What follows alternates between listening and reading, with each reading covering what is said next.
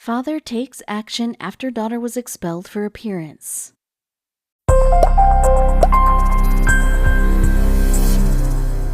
This father's jaws fell open as he listened to the scathing remarks from his daughter's school administrator, stating the reason for his daughter being booted from a prom event.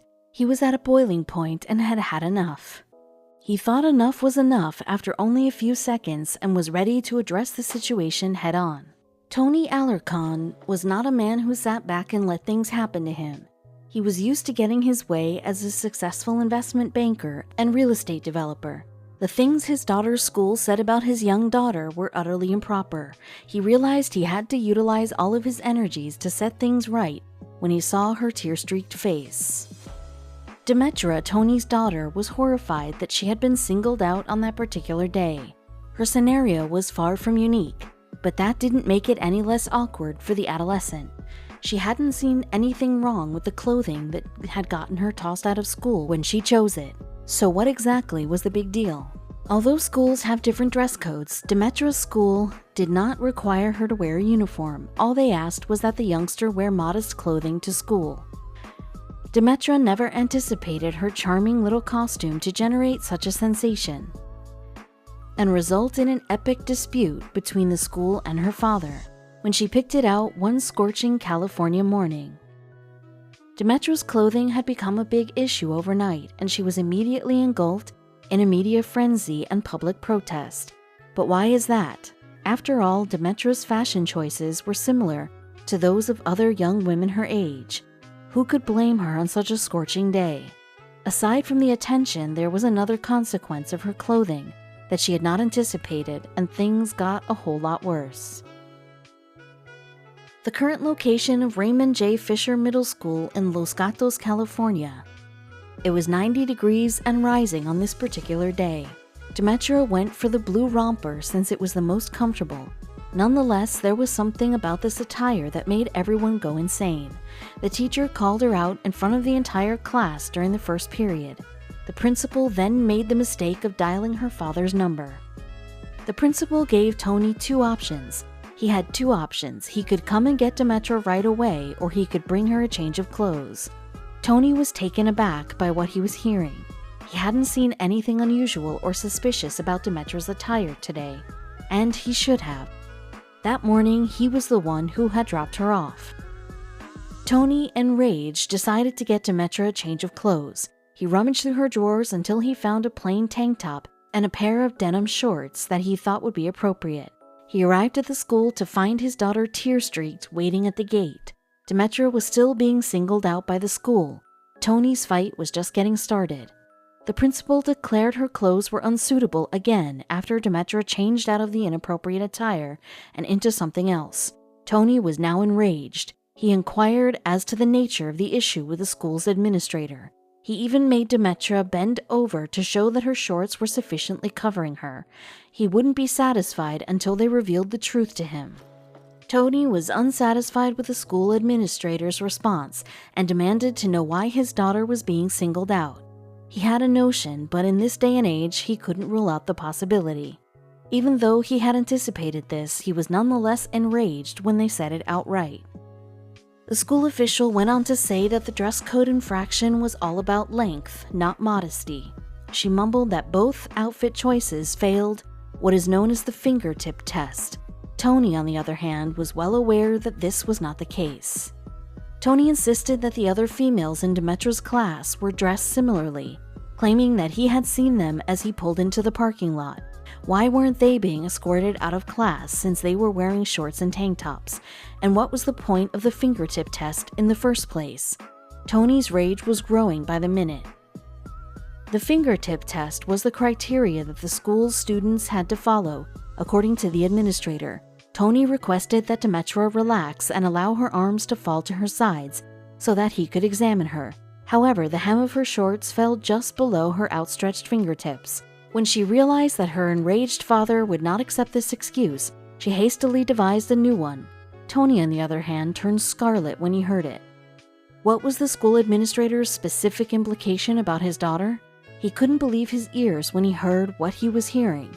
Before flying off the handle, he requested her to repeat herself so he could absorb what she just said. He reasoned sarcastically. The actual reason, of course, was because of the lads in Demetra's class. The administrator immediately regretted the words that had come out of her mouth. Tony exclaimed, "Ha!" He finally understood why his daughter's attire was causing such a stir at school, and he wasn't going down without a fight. His daughter's tears were not caused by the school's need to maintain a specific image or that she was dressed inappropriately.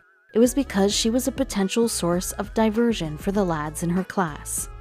The administrator then told Demetra that the only way she could attend her class was if Tony brought her some leggings to cover her up. Amid a 90-degree heat wave, Demetra and her father couldn't comprehend how unjust everything was. Demetra thought she was being singled out, and her father agreed. This school was about to be put through its paces. Today, Demetra promptly pointed out that the lads in her class were never required to follow the school clothing code. She gave the example of wearing caps in class. The guys routinely disobeyed the school's prohibition on wearing hats in class. Worse, they hadn't been called out individually to face their entire class, nor were their parents notified. Then her father decided to add his 2 cents. He kept his rage away by pointing out that when he was in the parking lot, he had seen other students who were not obeying the regulations. He claimed that the girls, particularly his daughter, were being observed significantly more than the boys. What makes you think this is fair? Then he brought up another crucial point. How could the girls wear leggings on such a scorching day? He claimed that the school's dress code made it plain that hot weather was not permitted. When temperatures are this high, Tony believes that kids should be given some leeway. It's a simple matter of being comfortable in the heat by wearing shorter, lighter clothing. He couldn't stand the fact that his daughter couldn't relax because of the disturbed lads, and he wasn't ready to let it go without a fight. Tony decided to enlist the help of Demetra's friends in expressing their thoughts on the subject, and they did not disappoint. Almost every girl he spoke with thought the dress code requirements were unjust and that the system was broken. In the summer, these girls were made to feel uneasy because the lads couldn't contain themselves. Tony was adamant about not accepting it. The enraged father went on the Today Show and a few other local news shows to discuss his daughter's predicament. He expressed his concerns, the most serious of which the school had treated her that day. He claimed that a girl her age cares about being comfortable. When his daughter was pulled from class because of what she was wearing, she was mortified. Would Tony, on the other hand, be victorious? When questioned about a solution to the school's out-of-date dress code, he suggested that it shouldn't be up to the teachers to decide what was and wasn't appropriate. He believes that the decision should be made completely by the parents of the pupils. Tony decided to go public once his viewpoint gained traction. He offered acceptable changes to the school's dress code, stating that underwear and midriff should not be shown, and that no shirts with spaghetti straps should be worn. But he had no idea that he was only scraping the surface of a much larger societal problem. Everyone did not share Tony's stance. While the majority of people supported Tony, claiming that he was exposing the issue of body image and the objectification of girls, some claimed that allowing teenagers to wear whatever they wanted would throw the educational system into disarray. Everyone was talking about the hot-button topic after one father generated such a commotion. It didn't take long for the school to respond to Tony's allegations. The dress rule, they explained, was put in place to create guidelines for acceptable civility. Tony was adamant that the school had overreacted to his daughter's clothing and refused to back down.